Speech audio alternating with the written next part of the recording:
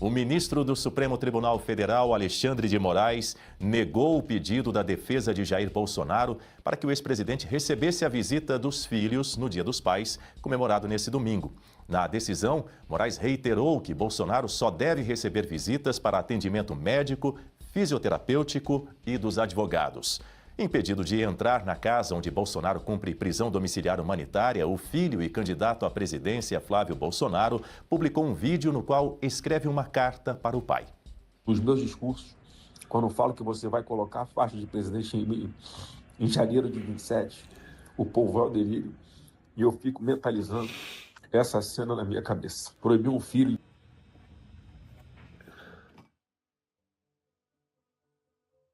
É insano, é injusto, é triste. Tô com saudade de ouvir sua voz, sua risada, suas piadas sem graça. Mas não tem mal que dure para sempre. Deus só está nos capacitando para algo muito maior em nossas vidas. Até breve. Guta Pini, bom dia, seja bem-vinda. Bom começo de semana para você. Muito bom tê-la conosco mais uma vez. Bom dia, Daniel. Bom dia, professor Suano, toda a nossa querida audiência. Vamos lá, mais uma semana. Pois é, Guta Pini, a gente viu esse vídeo aí do Flávio Bolsonaro, publicado ontem. Ele aparece chorando, com a voz embargada ali em alguns momentos, criticando também as restrições que foram impostas pela Justiça. Fez ali um balanço também, no vídeo completo, um balanço dos passos da sua campanha eleitoral, mandando uma mensagem diretamente ao pai. Vamos lá, Dani. Vamos lembrar que, inicialmente, logo depois daquela publicação da carta ao ex-presidente, em que o Flávio Bolsonaro fez aquele vídeo, foi isso que motivou esse enrijecimento das medidas cautelares. O ministro Alexandre de Moraes, então, decidiu que o ex-presidente não poderia mais receber visitas, inclusive do Flávio Bolsonaro, por 90 dias. E aí, na segunda decisão, depois que o presidente Jair Bolsonaro se explicou, disse que não tinha ciência que aquela carta seria lida no canal do senador Flávio, veio uma segunda decisão do ministro Alexandre de Moraes, e ali ele deixou a proibição de visitas por 30 dias, sendo autorizado apenas, como você bem disse, a dos médicos, a dos fisioterapeutas, mas as outras visitas estão proibidas por 30 dias. Mas ele manteve a proibição de visitas do Flávio pelos 90 dias. E também tem uma outra questão nessa decisão, em que ele proibiu também as visitas com finalidade político-eleitoral até o término das eleições gerais. Então, ele deixa o ex-presidente numa situação de completa incomunicabilidade, porque, como nós já comentamos aqui em outras ocasiões, os amigos, os contatos de Jair Bolsonaro, eles estão dentro dessa seara política. Então, ele já deixou bem claro, olha, ninguém aí vai poder visitar o ex-presidente. Agora, em específico, em relação a essa proibição da visita nos Dias dos Pais, o ministro coloca dentro dessa questão dos 30 dias. Então, como ainda não se passaram esses 30 dias, ninguém poderia visitar, e ele não abriu a brecha nem mesmo para o Dia dos Pais. Então, quem ainda tinha alguma ilusão de que existiria compaixão ali do ministro Alexandre de Moraes, talvez depois desse episódio já não tenha mais esse tipo de ilusão. E nem se justifica mesmo acreditar que o ministro de alguma forma recuaria, porque ele não recuou nunca. Ele é o juiz que deixou o Felipe Martins numa solitária. Ele é o juiz que condenou o Daniel Silveira pelo flagrante perpétuo. É o ministro que deixou a Débora em cárcere por conta de pichar uma estátua. Então, imaginar que essa pessoa iria recuar agora no Dia dos Pais é ignorar todas as últimas decisões do ministro Alexandre de Moraes. Já saiu na grande mídia. São mais de 10 bilhões de reais esquecidos para serem sacados pelos brasileiros. Foram 4 dias organizando e logo já entrei com a solicitação e, na sequência, já me veio o retorno. R$ 8.517 que estava lá parado. E era meu. E isso é só a ponta do iceberg. São 7 brechas ocultas no sistema que você pode resgatar. A menos que você queira fazer doação para esse governo, precisa ver antes que o prazo acabe. Para você descobrir, deixei o link na descrição aqui embaixo e um QR Code na tela. Acesse agora. Hora de receber o nosso comentarista convidado, doutor César Dário Mariano, procurador. Seja muito bem-vindo, muito bom dia, muito obrigado por nos atender e por estar conosco nesta manhã. Bom dia, Daniel. Bom dia aos telespectadores. É um prazer imenso estar novamente aqui na Oeste, particularmente no seu jornal. Fico à sua disposição para as perguntas. Muito obrigado pela gentileza. Bom, nesse vídeo que nós acompanhamos, em outro trecho, o Flávio Bolsonaro diz que proibir um filho de visitar um pai ou o pai de dar um abraço nos filhos no Dia dos Pais é algo desumano, é algo insano. Quero ouvir a análise jurídica e técnica do senhor com relação a essa decisão do ministro Alexandre de Moraes, que proibiu a visita do Flávio Bolsonaro e dos demais irmãos ao pai nesse domingo, Dia dos Pais. Vamos lá, Daniel. O direito, ele deve ser aplicado tecnicamente.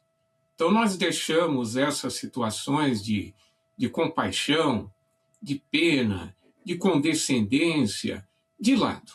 Vamos analisar a questão técnica. Houve uma decisão do ministro proibindo as visitas, ou melhor, restringindo as visitas a determinados períodos. Então, podem visitar os seus advogados, e ele acabou vedando a visitação por 90 dias ao seu filho, Flávio Bolsonaro, e a 30 dias aos demais filhos. Isso por conta da exibição daquele vídeo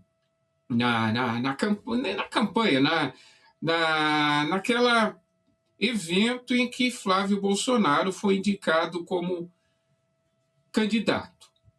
Não vou discutir aqui a questão de se poderia ou não poderia ser exibido, isso é outro fato, e isso daí nós teríamos que comentar com mais profundidade, perderíamos bastante tempo. A questão toda é o seguinte: existia uma decisão que proibia as visitas. Ele pode fazer? Pode. A lei de execução penal diz que o preso tem direito à visitação, mas esse direito de visita pode ser restringido, pode ser suspenso em determinadas hipóteses. A lei de execução penal diz que cabe isso ao diretor da unidade prisional, ao Supremo Tribunal Federal, ao Superior Tribunal de Justiça, entender o que pode ser também por meio de ordem judicial. Então, nós temos uma determinação que não pode haver essas visitas em determinado período.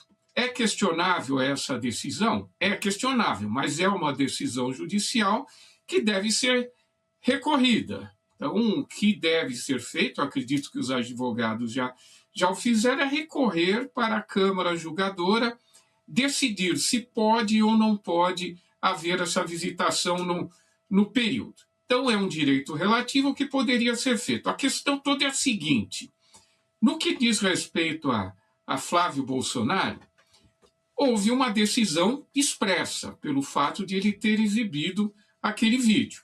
Então, nós temos uma decisão que é uma sanção no que diz respeito à visitação a Flávio Bolsonaro, que pode atingir também o presidente. Se ele autorizou ou não autorizou, é outra questão.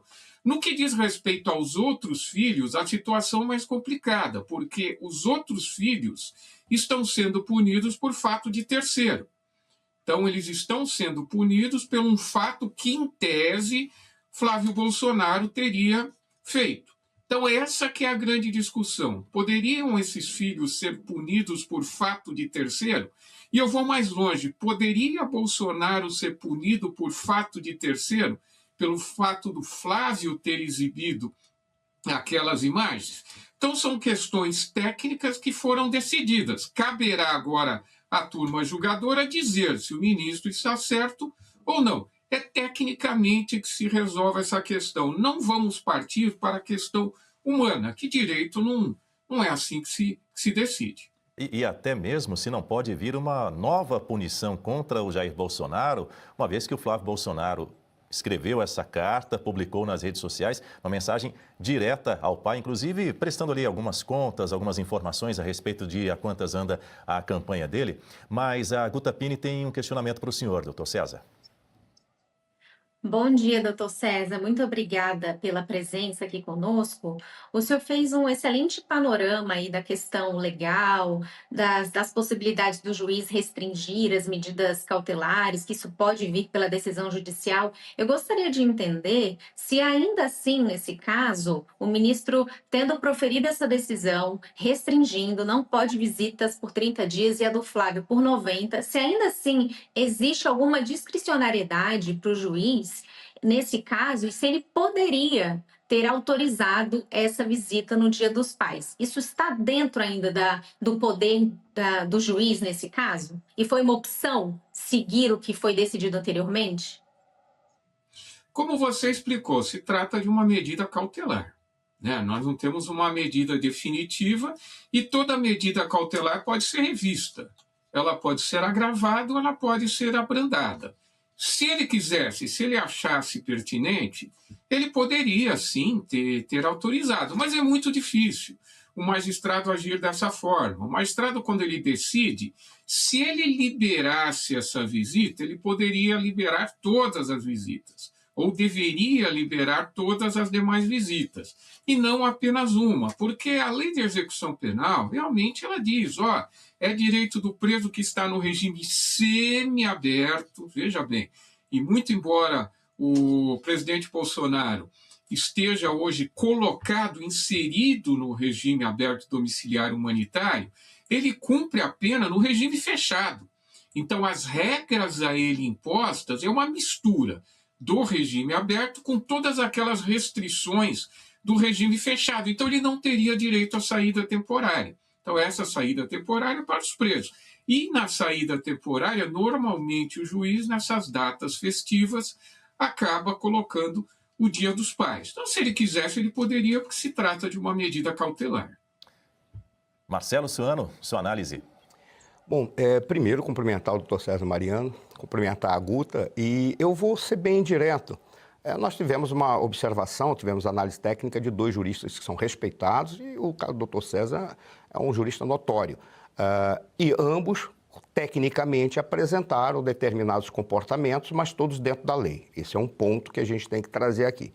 Mas nós temos que apresentar também vários outros juristas que começariam dizendo assim, ponto 1, ele está sob uma tortura humanitária. Nós não vemos ali uma prisão domiciliar humanitária, que isso é uma invenção que foi colocada para mantê-lo na cadeia e para que ele calhe a boca. Da mesma forma, não estão permitindo que os seus filhos e quaisquer que sejam as pessoas possam ter acesso a ele, porque sabe da liderança política que ele tem. Mas isso se justifica tecnicamente? Se justifica tecnicamente. Por quê? Porque as pessoas não tiveram a capacidade moral e jurídica, e aí não são os juristas, vamos referir ao Senado, e por que moral? Porque ter capacidade de assumir a sua função, de barrar um processo que, de acordo com vários juristas, tecnicamente esse processo é nulo. O Bolsonaro não deveria estar preso, ele não poderia estar lá. Isso se configura como abuso de autoridade, isso deveria ser jogado no Senado e, moralmente, os senadores deveriam trazer um aspecto técnico também. Simples. Acabou porque é um processo nulo e nós temos que confrontar os absurdos e os abusos teratológicos, aí eu vou usar uma linguagem mais jurídica, que estão vindo do STF. Esse é o primeiro ponto. O segundo ponto, se sabe que o Alexandre de Moraes não vai fazer qualquer coisa que seja benéfica ao réu que ele tem sentimentos pessoais contra. Isso é evidente. Ele não gosta do Flávio Bolsonaro. E ali nós não vemos, por parte de um juiz, aquilo que se exige dele. Com todo respeito, doutor César, porque o senhor é procurador, o senhor sabe que a psicologia, psicologicamente, um procurador e um promotor, eles não trabalham da perspectiva de desistir enquanto não executar a sua missão. É quase um combatente, um general de campo, não é um marechal de guerra que fica lá olhando o espaço, o ambiente todo, ou então um político, um diplomata que tenta entender e trazer equilíbrio. Ele vai para o campo, para a batalha. E é a psicologia do Alexandre de Moraes. Ele se comporta não como juiz, ele se comporta como um cara que está indo para o embate, como um promotor que só vai descansar quando tiver o cara na cadeia e o cara tiver numa condição tão grande de supressão que ele não terá mais formas de reivindicar ou de tentar, de alguma maneira, responder. Esses são os pontos que, para mim, se apresentam. Então, a grande questão, e até eu jogo esse problema para o senhor, como é que se faz para reverter algo que, segundo parte específica do jurista, específica não, gigantesca de juristas, diz que nós temos um processo nulo? Como é que se faz para reverter? Nós temos uma revisão criminal em andamento. Essa revisão criminal, com certeza, todos esses fatos que você levantou vão ser arguidos. Nós temos dentro do direito a questão da suspeição, foi como você falou, inimigo capital de uma pessoa, o juiz não pode julgar nenhum caso. Aquele juiz que tem interesse no desfecho do processo também não pode julgar o caso. Então, tudo isso vai ser analisado na revisão criminal. E essa revisão criminal, ela é julgada pelo plenário. Hoje são 10 magistrados, está faltando um porque ainda não foi nomeado. Então, são 10 que vão ter que decidir. E um desses aspectos é justamente o impedimento do magistrado, que tem interesse no desfecho do processo, normalmente porque houve uma investigação e ele investigou. Então, a doutrina diz que aquele magistrado que investiga não pode julgar, porque a psicologia, ela explica. Se a pessoa investigou, ela vai querer de todas as formas, mesmo que inconscientemente, justificar aquela investigação. Então, ela não tem a isenção necessária para julgar. E ele tem, segundo a doutrina, segundo foi arguido, ele tem inimizade capital, seja pelo ex-presidente Bolsonaro, seja pelos seus filhos, por diversas questões. Não sou eu que estou afirmando isso. Quem está afirmando isso são os próprios advogados, é a doutrina que assim diz, e a jurisprudência, que magistrado que não é considerado imparcial não pode julgar. E isso vai ser arguido, com certeza vai ser arguido, vai ser analisado durante o processo. Se for reconhecido ou a suspeição ou o impedimento, o processo é anulado desde o início.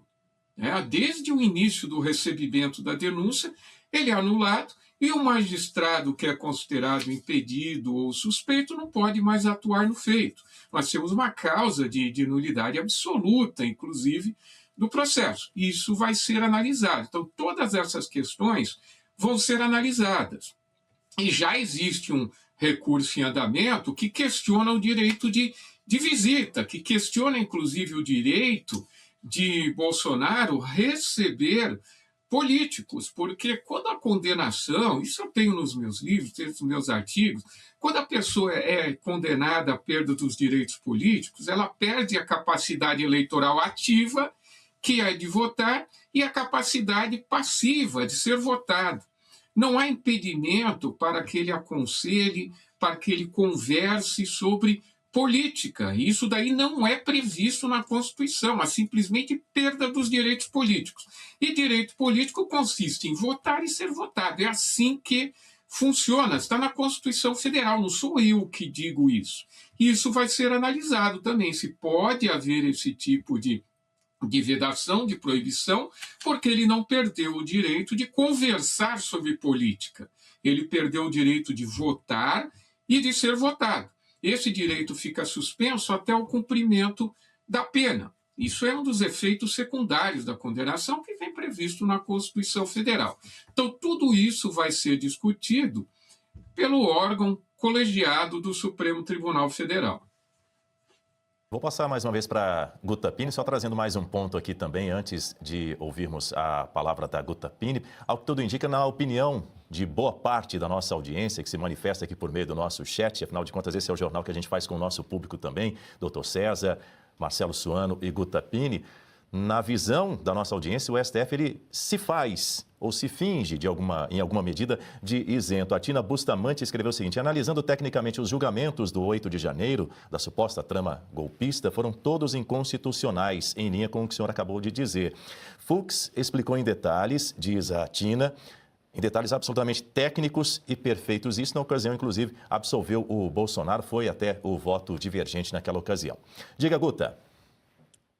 Esse lembrete que o professor Dr. César nos trouxe é de extrema relevância, porque o ministro Alexandre de Moraes, quando ele quer utilizar a técnica para justificar a manutenção das suas decisões, aí ele utiliza, mas ele, quando ele precisa ignorar também o que diz a lei e a Constituição, ele também faz do mesmo jeito. Tanto que ele avançou nessa questão dos direitos políticos, na medida em que ele proibiu o ex-presidente de receber as visitas de caráter político-eleitoral.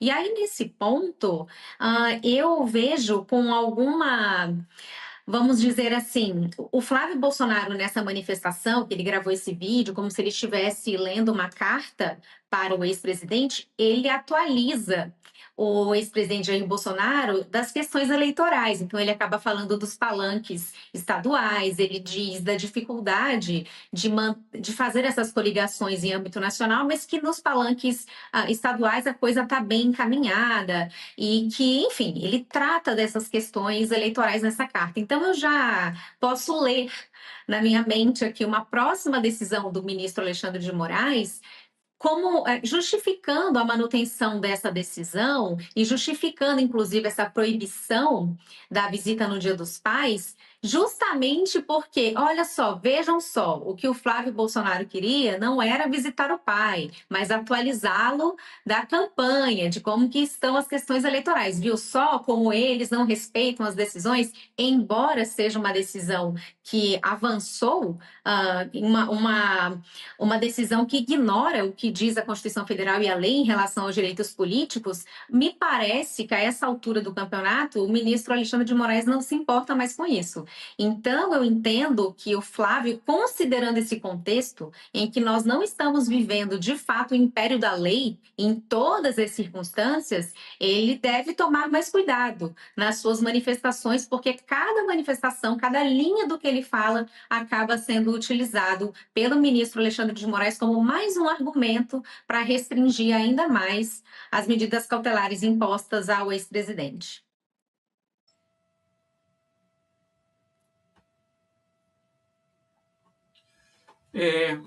Vamos dividir um pouquinho essa argumentação. Primeira coisa, ninguém pode ser punido por fato de terceiro. É o princípio da personalidade ou intranscendência da pena. Isso serve para o direito penal, direito administrativo sancionador e para o direito administrativo simples. Se houve essa leitura dessa carta, isso não pode ser imputado ao ex-presidente. Isso daí pode, segundo a decisão do ministro Alexandre de Moraes, importar até em aumento da proibição do direito de visita de Flávio a seu pai. Até porque pouco iria importar, porque 90 dias nós já teremos ultrapassado o período eleitoral. Então, talvez por isso até ele tenha lido essa carta. Segunda questão, isso daí não pode levar à punição do ex-presidente, porque ele absolutamente nada tem a ver com isso. A lei de execução penal diz que é direito do preso, e eu falo não só a lei de execução penal, a regra mínima de tratamento do preso da ONU. Tá? Fala direito de visita, fala de direito de contato com o mundo exterior, que é direito do preso. Então, ele tem direito de receber cartas. Né? Essas cartas elas podem, em determinadas situações, até serem analisadas pela unidade prisional para ver se não tem uma ordem de crime. Né? Então, ele tem esse direito. Da mesma maneira que o preso, ele não perde contato com o mundo exterior. Então, ele tem direito a assistir televisão. Todas as unidades têm uma televisão, pelo menos coletiva, para que os presos assistam determinados programas. Ele não está num regime disciplinar diferenciado, então lá ele perde realmente todo o contato com o mundo exterior, ou numa prisão federal de segurança máxima, que não é o caso. Então não pode ser restringido ao ex-presidente o acesso ao mundo exterior, seja por meio de leitura de revistas, de jornais, ou por meio de cartas. Isso é regra prevista na lei de execuções penais. Isso daí, se não ocorrer, nós vamos cair num regime disciplinar diferenciado, que é uma situação muito diferente para presos extremamente perigosos, que participem de facções criminosas, de que praticaram crimes graves dentro da prisão, né, que a gente chama de falta grave. Então, determinadas questões devem ser analisadas. Só que, como eu falei, quem vai analisar isso é a turma julgadora, né? Quem é responsável pelo julgamento. Eu sempre questionei o dispositivo do Regimento Interno do Supremo Tribunal Federal, que diz que o juiz responsável pela execução é o relator do caso.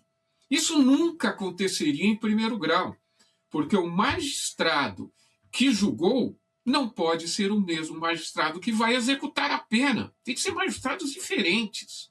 Então, eu questiono a existência desse dispositivo no Regimento Interno do Supremo Tribunal Federal, que deveria ser questionado, inclusive, por uma ação direta de inconstitucionalidade. Porque aquele magistrado que julga, ele não tem a capacidade psicológica suficiente para executar essa sanção. Mesmo que ele queira, ele acaba sendo contaminado pela sua própria decisão. Por isso, deveria ser um magistrado diferente, que é o que ocorre aqui, com raras exceções, naquelas comarcas que só tem um magistrado. A questão é que ele não pode ser punido, não é, por ações de terceiros, mas o fato é, professor Marcelo Sônia, que ele já foi. Essa é a questão. E, doutor César, eu vou fazer depois uma pergunta para o senhor. Ele já foi punido. Foi tornado comum algo que é anormal. E agora nós estamos tornando normal algo bizarro que foi tornado comum. O senhor apresentou de uma maneira muito clara. Tudo que foi feito até agora é inconstitucional, ou parte expressiva ou significativa ao ponto de anular o processo. Agora, o fato de nós estarmos levando isso adiante não faz com que a inconstitucionalidade torne-se constitucional porque as pessoas estão ignorando, ou porque aqueles órgãos e cargos ou personalidades que deveriam tomar decisões não o fazem ou por receio, ou por covardia, ou porque estão negociando. Esses são os pontos chaves. Do ápice do absurdo, do ápice da bizarrice que nós estamos vendo, e nós estamos pegando a bizarrice e tornando-a normal. Isso não é comum. Eu gostaria de fazer uma consideração diante do que o senhor apresentou, porque o senhor trouxe diante de nós o fato da inconstitucionalidade de uma maneira tão clara que quando nós observamos, a pergunta que se faz é, afinal de contas, por qual razão isso é levado adiante e quais são os canais para tentar reverter? Se nós dependermos das ações diretas de inconstitucionalidade, a certeza que temos é que isso não vai levar a nada, porque não tem só um bizarro diante da aberração. Nós temos vários bizarros com número suficiente para dar quórum e para dar voto para anular qualquer ação contrária ao que está ocorrendo, as teratologias que estão acontecendo aí. A pergunta que eu lhe faço é possível fazer, e quem pode fazer, uma denúncia em tribunais internacionais? E eu vou mais direto. Chegaram a acusar o Bolsonaro de genocídio e fizeram uma denúncia contra ele no Tribunal Penal Internacional. Por uma bobagem, que ali foi uma mentira, e tentaram acusá-lo de que ele não queria trazer as vacinas, o que é uma mentira. Isso é uma mentira. Ora, os fatos que nós temos aí são absurdos e abusos contra os direitos humanos. Isso não seria elemento suficiente? Quem poderia fazer denúncias dessa natureza no Tribunal Penal Internacional, que também trata dos direitos humanos? Não é só a questão de genocídio, tal qual foi afirmado ali. Como que poderia ser feito, se é viável, e quem seriam as pessoas, órgãos, entidades ou cidadãos que poderiam fazê-lo? Não é cabível. O Tribunal Penal Internacional não é cabível. Da mesma maneira que não foi cabível contra o presidente Bolsonaro, e não é cabível. Nós estamos falando de um tribunal que trata de crimes contra a humanidade, de crimes contra não uma pessoa determinada, mas contra a humanidade como um todo. Então não tem a menor condição de uma ação desse tipo chegar no Tribunal Penal Internacional. Nós temos o Comitê de Direitos Humanos, que poderia ser acionado para levar à Corte dos Direitos Humanos. Aí qualquer pessoa pode fazer. Eu não estou dizendo que tem fundamento, estou simplesmente respondendo a sua pergunta para quem poderia haver uma representação. E pelo que eu saiba, já tem diversas que foram levadas. Então qualquer pessoa pode instruir, pode levar, esse comitê, se for o caso, vai levar até a Corte de Direitos Humanos. Nós tivemos recentemente aqui a presença de de um representante da OEA. E ele fez um relatório no sentido de que não viu nada de errado, né? Ele simplesmente fez algumas observações, então a resposta já está aí. Nós já tivemos essa resposta do comitê, e provavelmente isso acaba sendo julgado, se for o caso, pela Corte de Direitos Humanos. É lá. Só que, perante o direito nacional, não tem eficácia.